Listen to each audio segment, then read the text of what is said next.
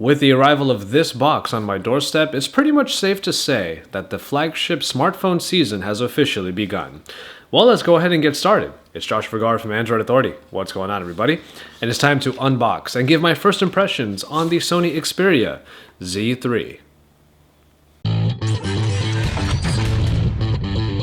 Alright, and here we are with the unboxing of the Sony Xperia Z3. The box is not quite as large as I remember it being in the previous models, but that's alright. We're just going to go ahead and get right into the unboxing itself. And there it is, the phone itself, just all in plastic, ready to be peeled off and ready for us to go ahead and start using it. So that would be just the plastic there, but we're going to put that aside just for a second so we can take a look at what else is available inside of the box. Open up the flap over here, and the micro USB charging cable is right here along with the plug adapter. In this case, it's for European plugs. So we're going to go ahead and take those out.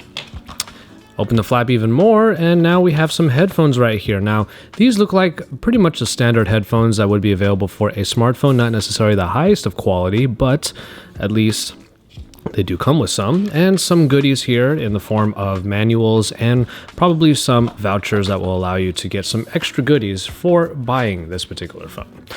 VIP in the Xperia Lounge, some documentation, and of course the legal information. So that pretty much does it for the contents of the box. But of course, what we're here for is this actual phone itself. Taking off the plastic off the front. Very nice. And then, of course, the plastic on the back, which is also made of glass. So the plastic adhesive on the back keeps it looking really nice, as you can see right there. As far as first impressions go, we do see a good design, as Sony has always been able to put on the Xperia line, except this time around, from the Xperia Z2, you see that the sides right here are more rounded out. You don't quite have the rigidity, certainly, of the Xperia Z1 or the Xperia Z2, which did improve on it a little bit more, but now we have what seems like the design that the Xperia line should have had in the first place. But you do get the same tropes either way. On the side right here, you have the big silver power button along with the volume rocker underneath it, and the dedicated camera button on the bottom, which is always a welcome addition. The glass panels on both sides, and the 20.7 megapixel G lens over on the top corner, and of course NFC found and designated very plainly here on the top third. Over onto the other side, we do have the ports now that their covers are pretty flush with the actual sides themselves that are now rounded out, so you have a smooth feeling all throughout. And of course, on the front, you also have those front-facing speakers that are on the top and bottom and are a little bit more designated as they were compared to when they were before, because in the Xperia Z2, they were just slits on the top and bottom, but now they look like proper speakers. English under the United States. There you go. I will be putting my SIM card in here once this unboxing is done, and I'll be using this phone as my daily driver over the next few days to bring you my full review once that is all over. So we're just going through all of the setup right now. I'll go ahead and skip everything right now just so we can get to the home screen.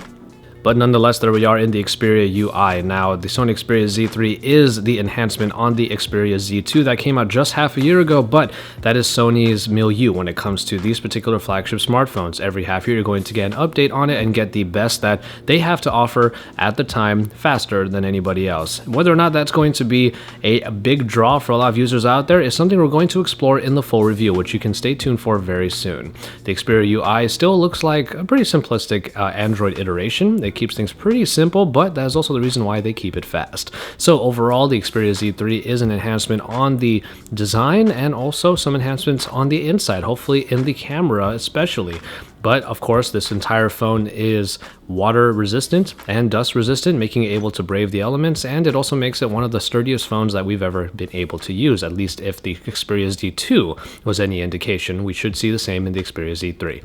So keep it tuned to Android Authority for all of the best coverage, including our future review of the Sony Xperia Z3. We are also going to get our hands on the Xperia Z3 Compact and the Z3 Tablet Compact, so you can stay tuned for those as well. We're certainly excited to not only go through all of these, but personally, I do want to see the Xperia Z3 Compact and the tablet.